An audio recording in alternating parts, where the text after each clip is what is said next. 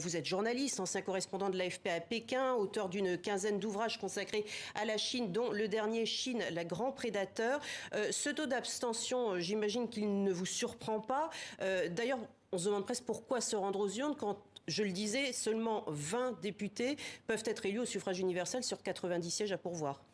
Oui, en fait, les jeux étaient faits d'avance et l'immense majorité de la population de Hong Kong a très bien compris. Donc c'est pour ça que seuls 20% des personnes qui peuvent voter se sont rendues aux urnes. Donc comme vient de le dire Florence, c'est un désaveu très cuisant. En fait, un témoignage de quelqu'un qui a voulu rester anonyme était de dire qu'on nous réduit au silence.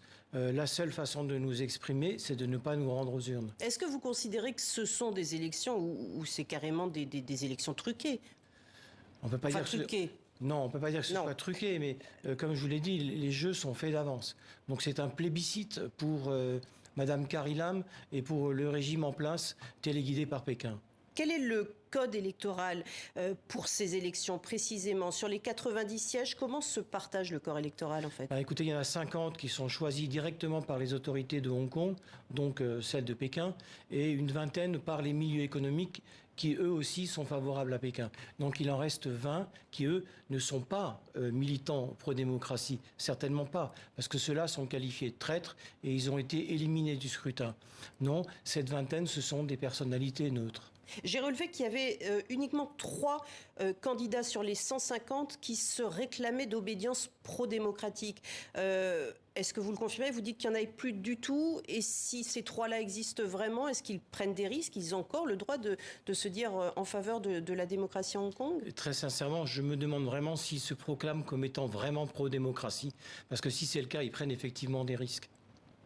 Alors, Hong Kong n'est plus géré par les Hongkongais, on l'a compris, par les patriotes. C'est ce que dicte Pékin aujourd'hui, au sens entendu donc par le Parti communiste chinois. Ça fait 2 ans maintenant que la loi nationale sur la sécurité, la loi sur la sécurité nationale, pardon, est entrée en lice à Hong Kong. Tout est fait pour qu'elle soit appliquée? Écoutez, oui, parce que les règles du jeu sont extrêmement claires. Ceux reconnus coupables de sécession, d'intelligence avec une puissance étrangère, peuvent être condamnés jusqu'à la perpétuité. Mais tout cela veut dire quoi? Veut dire que c'est la mort du concept imaginé par Deng Xiaoping, un pays du système. Et ce concept, Pékin voulait l'utiliser pour entamer un dialogue avec Taïwan pour cette fameuse réunification. Et le fait que ce concept soit mort, ça élimine d'autant à jamais toute discussion entre Taipei et Pékin. Plus largement, moi je m'étonne toujours de voir que normalement ce système, justement un pays de système, devait durer jusqu'en 2049. C'est ce qui avait été signé avec le Royaume-Uni à l'époque de la rétrocession à la Chine. Comment ça se fait? Ou alors ça m'échappe, je ne sais pas, mais comment ça se fait qu'il n'y a jamais plus de réaction de la part de Londres? Il n'y a pas que... Enfin, ça avait été écrit noir sur blanc. Oui, mais écoutez, Londres a quand même réagi parce que, souvenez-vous, en 2019, il y a eu jusqu'à 2 millions de manifestants dans les rues de Hong Kong. Si on enlève les bébés et les personnes âgées, c'est l'immense majorité des habitants de Hong Kong. Mais je parle au niveau politique. Oui, tout à fait. Alors au niveau politique, je vais y venir. Londres a réagi dans la mesure où ils ont offert aux habitants de Hong Kong la possibilité de demander la nationalité britannique. C'est très compliqué, mais des milliers et des milliers de Hongkongais ont déjà choisi l'exil pour le Canada, les États-Unis, mais aussi pour Londres.